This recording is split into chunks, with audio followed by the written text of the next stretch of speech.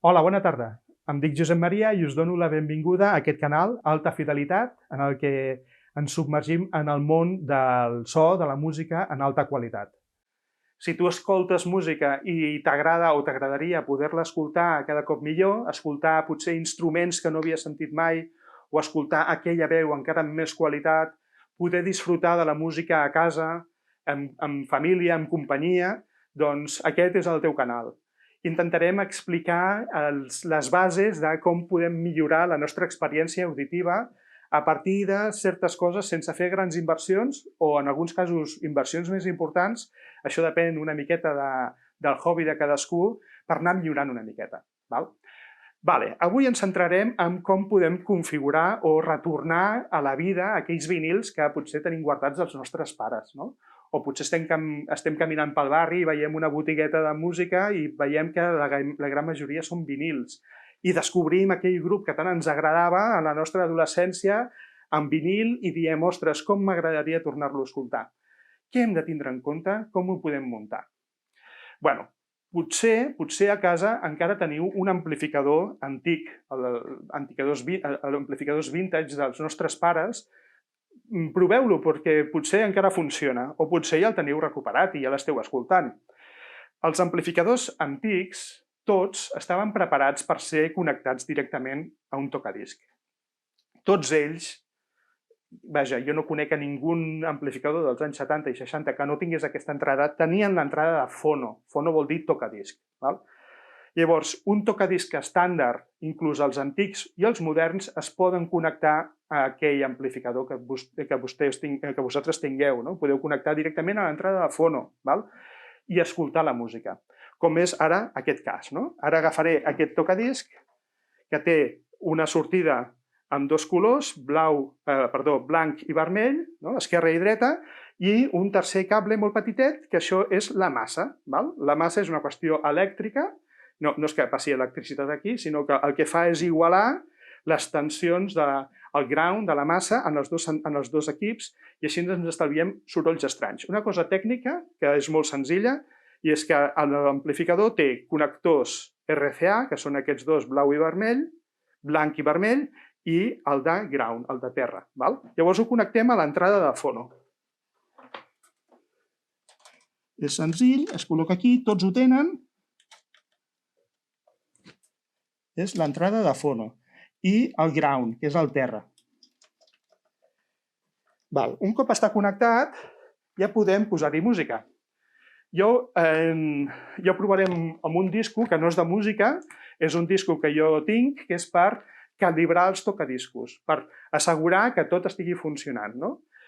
És un disco que està fet per la casa Tazet, i que és de grau audiòfil, i a mi em serveix per testejar aquestes coses. Si us interessa tenir-lo per poder provar si el vostre equip està funcionant, a la descripció hi ha l'enllaç patrocinat, que si voleu comprar, el canal s'emportarà una petita comissió de la venda. Però això ho podeu provar en qualsevol altre disc. Posaré la cara A, i que, com veureu, genera unes campanes i uns tambors, no és música maca, no ens esperem aquí Pink Floyd, però és senzillament per testejar que els dos canals estiguin funcionant perfectament. Molt bé, baixo el volum per no fer-me un susto, encenc el tocadisc i col·loco l'agulla al principi. I si ho tinc a l'entrada de fono, això hauria de funcionar. Tastfähigkeit.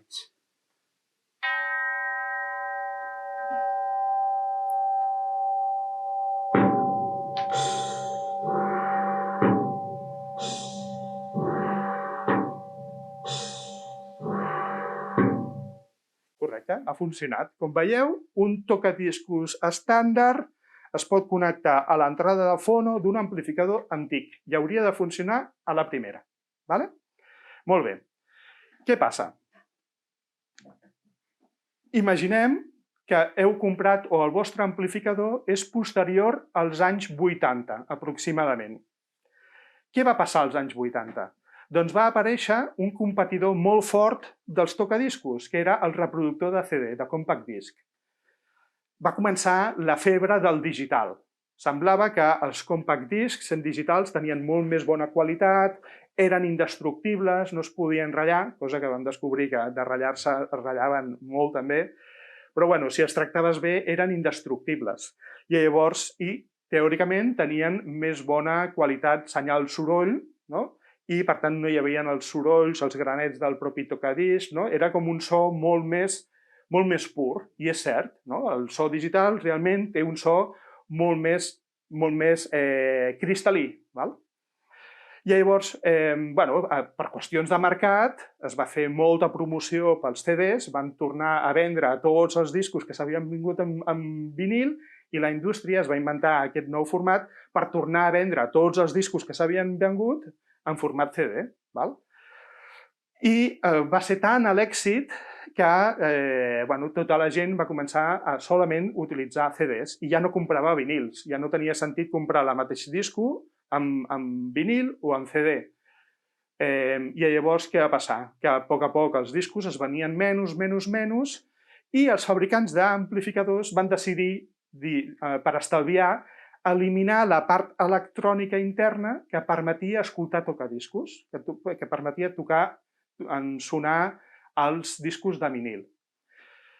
Per explicar-ho una mica tècnicament, la senyal del vinil, la senyal dels tocadiscos, el volum, ja sabeu que a un disc hi ha com una mena de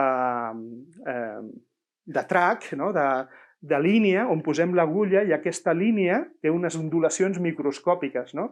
I aquestes ondulacions microscòpiques fa moure una agulla de punta de diamant, la fa moure amunt i avall, i aquesta agulla de punta de diamant fa moure un imant.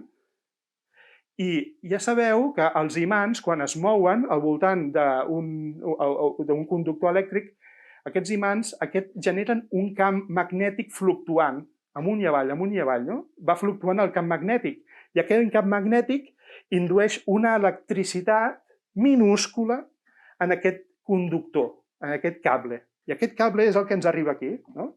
Ens arriba, ens surt el tocadiscos, aquest cable que ve directament des de l'agulla, a un volum, diguem, a una intensitat elèctrica baixíssima. Llavors, aquesta senyal entrava en el nostre amplificador i l'amplificador amplificava, i per això es diu així, el nom de la màquina, és un amplificador perquè amplifica la senyal. La senyal elèctrica l'amplifica per 10, per 100, per 1.000, I llavors aquesta senyal que era tan tènue que ve des de l'agulla s'amplifica múltiples vegades fins que és prou potent com per sonar per als altaveus.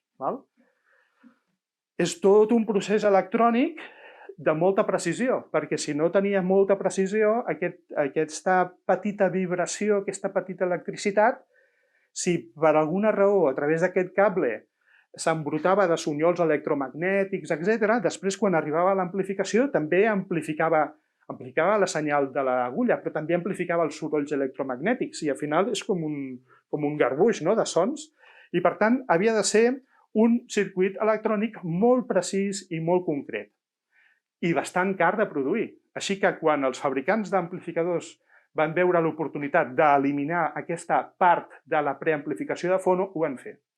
I a partir dels anys 80 van començar a fabricar gairebé tots els amplificadors sense entrada de fono, perquè es creia que el fono ja era una tecnologia, que els tocadiscos era una tecnologia obsoleta del passat i que no tornaria mai més, i que tenint el digital, qui volia un tocadiscos? Així que van començar a fabricar els amplificadors sense aquest tipus d'entrada. Els reproductors de CD digitals, de per si, quan tu li fas play, és un sistema electrònic que genera molt més volum, com 100 cops més volum que l'agulla del fono. I, per tant, aquest reproductor de CD ja dona la senyal necessària perquè aquest amplificador, o els amplificadors moderns sense gaire esforç, l'amplificaven per sonar en els altaveus. O sigui, els CDs no necessitaven aquesta amplificació interna. Sí que necessitaven amplificació, però no necessitaven tanta. Què passa llavors? Que si vosaltres teniu un amplificador potser de quan éreu petits, però que és dels anys 80, 85, 90, 95, no tenen entrada de fono. I si connecteu un tocadiscos, si el connecteu directament al vostre amplificador, veureu que potser ho noteu molt fluixet, però que hauríeu de pujar el volum a tope perquè sonés alguna cosa. Doncs perquè l'amplificador no està preparat. Aleshores, què podem fer? Què podem fer per amplificar aquesta senyal de fono, que és tan tènue, per connectar-ho al nostre amplificador? Què podem fer per connectar-ho al nostre amplificador modern? Doncs, per sort, s'han dissenyat, s'han fet preamplificadors de fono, que és, per exemple, aquest, que és de la marca IFI, del model Zen Air Fono. Aquesta marca està especialitzada en fer aquests tipus de dispositius que poden anar acompanyant els nostres equips. Concretament, aquest és com de baix cost però de bona qualitat. N'hi ha de moltes qualitats diferents, he de dir, però aquest és una bona qualitat, relació qualitat-preu, i que, com podeu veure, és un disseny força neutre, força modern, que passa bastant desapercebut allà on el posis. Què farà això?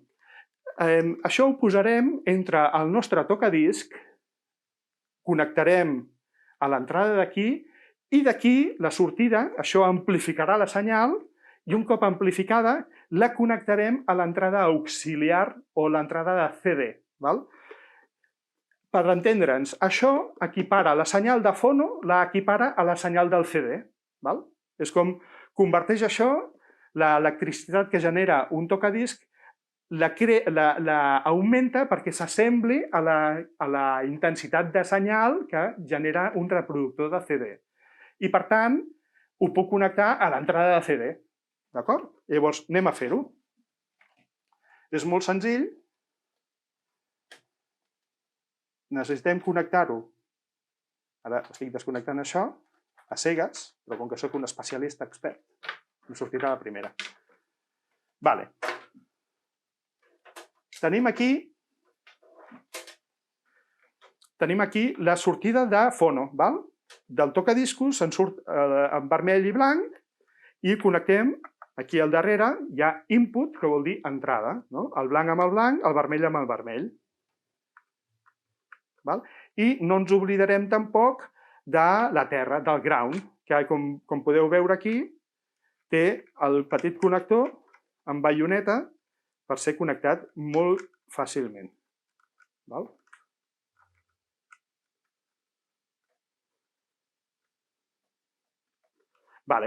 I ara, també d'aquí, d'aquest previ, ho he de connectar a l'entrada de CD o a l'entrada auxiliar del nostre amplificador. I aquí tinc les connexions. Ja les tinc preparades aquí i ho connecto directament. Esquerra amb esquerra i dret amb dret. I també necessitaré connectar-ho a l'electricitat, que el propi Zenfono ja porta el connector necessari. Ja ho tinc aquí, està connectat i ho engego. Molt bé, ara està parpadejant, s'està arrencant. Resumint el que hem fet, la sortida del tocadiscos la connectem al previ de fono. I el previ de fono el connectem a l'entrada auxiliar del nostre amplificador modern. La connectarem directament. Això el que farà és amplificar la senyal tan tènue que ens dona el tocadiscos, l'amplifica suficientment per ser connectat a un amplificador modern, a l'entrada d'auxiliar o l'entrada de CD. Anem a provar-ho. Baixo el volum perquè no em vull fer un susto, perquè a la que comencem a escoltar vinils ens fotem uns sustos a vegades. I ara poso això en format auxiliar i pujo el volum. Tastfähigkeit.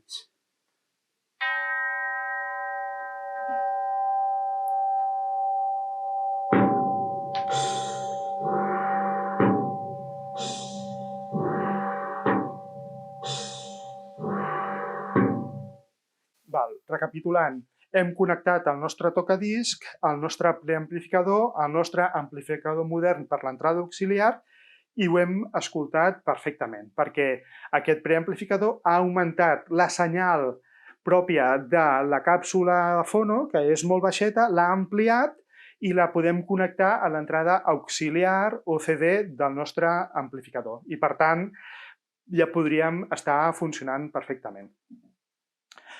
Ara, aquí també voldria fer una esmena.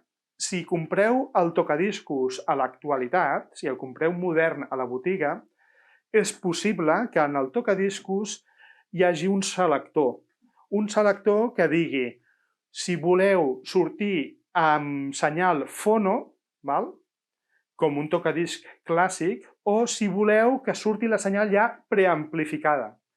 O sigui, que hi ha tocadiscos moderns que tenen això, que tenen el preamplificador incorporat a dins. I d'aquesta manera us estalvieu el preamplificador i podríeu connectar directament la sortida del tocadiscos a l'entrada auxiliar o CD del vostre amplificador. Però això ho heu de comprovar, consultar quan ho aneu a comprar, dir aquest tocadisc porta preamplificador incorporat o no. Si el porta, us estalvieu el preamplificador extern. Si no el porta i teniu un amplificador modern, necessiteu un preamplificador.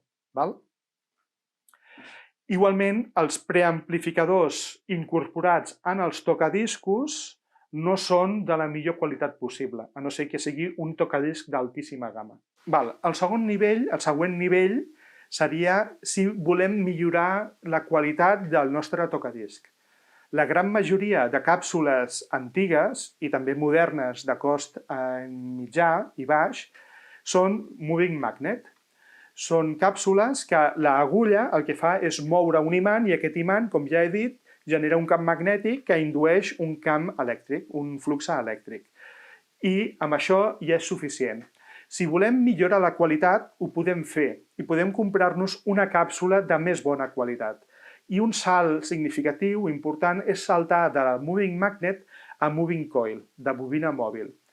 Aquest salt qualitatiu es guanya precisió, per exemple, de passar d'aquesta ortofon normal a una Denon de bobina mòbil, el canvi sonor és important. Es té molta més precisió, el so és més cristal·lí, hi ha més diferència entre esquerra i dreta. El que passa és que les càpsules moving coil, el volum que creen, el camp magnètic que fan és molt inferior, és més tènue i per tant el flux elèctric també és més tènue. I si intentem connectar aquesta càpsula a aquest amplificador sense passar per un preamplificador especial, si el connectem directament el sentirem, però el sentirem molt atenuat de volum. I llavors no ens interessa, per això que hem explicat que hauríem de pujar massa el volum i ens entraria tot tipus de soroll electrònic. Llavors, què hem de fer? Podem comprar una càpsula de bobina mòbil com aquesta, però també necessitarem actualitzar o comprar un preamplificador que permeti connectar-ho a una càpsula de bobina mòbil, com és aquest. Aquest preamplificador té un selector de moving magnet o moving coil que el que fa és amplificar a un nivell o encara més baix. I d'aquesta manera, amb un únic preamplificador, podem seleccionar i tindre múltiples càpsules, com és el meu cas, que tinc una de moving coil i una de moving magnet. El canvi substancial que hi ha amb moving magnet és important. Amb moving coil és realment important. Hi ha canvis, hi ha upgrades o hi ha millores en el món de l'àudio que són molt subjectius i que, a vegades ens fan dubtar, perquè, per exemple, hi ha gent que creu que la utilització d'uns cables o altres significa un canvi perceptible. Hi ha molta altra gent que diu que no, que és una qüestió com de sensibilitat. No és el cas de les càpsules. Saltar d'una càpsula de 50 euros a una càpsula de 100 euros, el canvi auditiu és significatiu, s'escolta, tota la gent l'escolta. I saltar d'una càpsula de 100 euros a una de 200 o 300 euros, el canvi també és significatiu. són coses evidents, no dona marge a interpretació. La música que escoltem, el mateix disco escoltat en una càpsula o una altra, és completament diferent. Bé, és la mateixa música, però amb una veiem molts més matisos en els instruments, veiem més profunditat en el soundstage, o sigui, amb l'escena musical, hi ha més diferència entre esquerra i dreta, no sé, tota la dinàmica és com escoltar una música, veure un paisatge amb unes ulleres enfocades o desenfocades, o unes ulleres mig brutes o no. Val? És a aquest nivell d'apreciació. Es nota molt la diferència entre una càpsula i l'altra. El que passa és això, que en el moment en què comences a millorar la càpsula, és possible que hagis d'anar millorant la cadena, no? El preamplificador també hagi de ser millor, d'acord? I, per tant, són gastos que un mateix posa al límit, perquè en el món de l'àudio, que està en el llindar de la necessitat, però alhora és un luxe, no? Perquè tots podem viure sense àudio, no és una cosa que ho necessitem per viure, ja és un luxe, doncs la despesa que hi dediquem depèn de cadascú de nosaltres i és il·limitada. Podem estar gastant cada mes amb noves millores. Llavors cadascú posa el seu límit. Bueno, espero que us hagi interessat aquest capítol destinat al vinil, no? Als tocadiscos, perquè crec que s'ho mereix, no? En el món en el que vivim, on tot es va desmaterialitzant, on el consum cultural es fa gairebé sempre online.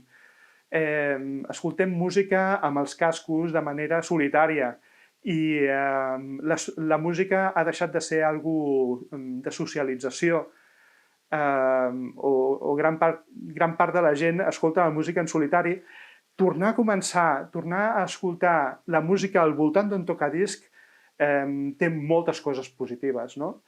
La primera, des del meu punt de vista, és d'entrada una qüestió de ritual, no? De la felicitat de fer rituals, no? De dir, arribo a casa, cansat de tot el dia, necessito relaxar-me, tanco les llums o poso una llum tènue, poso el disco, la meva cançó favorita, encenc el tocadiscos, hi poso l'agulla, pujo el volum, tot aquest procés d'agafar la caràtula, llegir-m'ho o no, i estar fent altres coses, però estar escoltant en aquesta atmosfera enriquidora sonora, no? És molt interessant, molt enriquidor almenys. També el que m'interessa és destacar la qualitat. La qualitat de la música escoltada en vinil és destacable, és molt destacable. Realment han passat molts anys i un diria que el tocadisc és una tecnologia obsoleta i no ho és. Realment és d'alta definició al ser un format analògic, té molta riquesa, val? Que en el digital, que també hi és un altre tipus de riquesa més cristal·lina.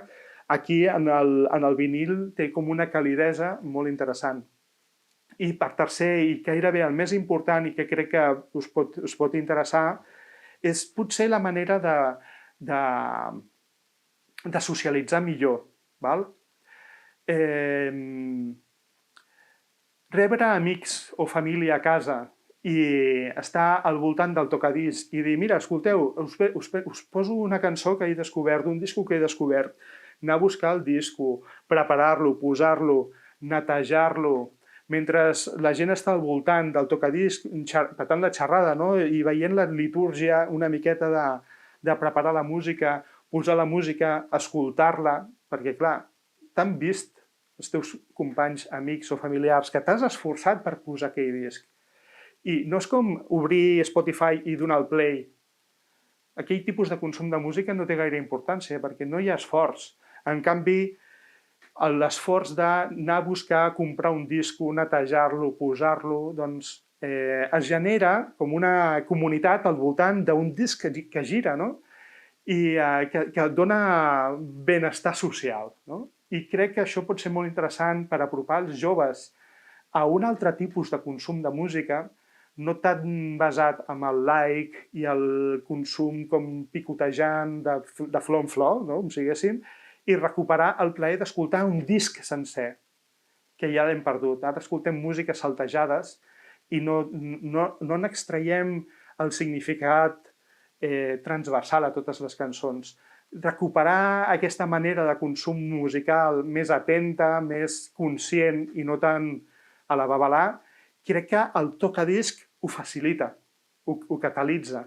I a casa, quan escoltem música i ho estem escoltant a través del tocadisc, és completament diferent que si l'estem escoltant en Bluetooth.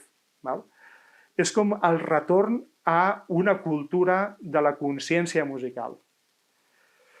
Bé, això segur que a molts els semblarà xino, no? I que el que destacaran és que ja, però és que estàs tan bé escarxofat en el sofà que haver-te d'aixecar cada 20 minuts a canviar la cara del disco és una incomoditat. Per molta gent pensarà que això és una incomoditat. Per mi no és cap incomoditat. Escoltar música és un acte actiu, no és un acte totalment sense activitat cerebral. Jo estic ben actiu escoltant música i el fet d'haver-me d'aixecar perquè s'ha acabat la cara i girar la cara per mi no és cap esforç. Forma part d'aquesta litúrgia que valoro. I res, però això és la meva opinió. Segur que vosaltres en teniu unes altres i si en teniu i voleu compartir-ho podeu fer a través dels comentaris. Bueno, molt agraït que m'estigueu mirant fins a aquest moment, després de fotre-us aquest rotllo tremendo. Si heu arribat a aquest punt, us felicito, felicitats, perquè realment m'he allargat una miqueta i no sé, ens anirem veient per aquí. Vinga, gràcies, adeu.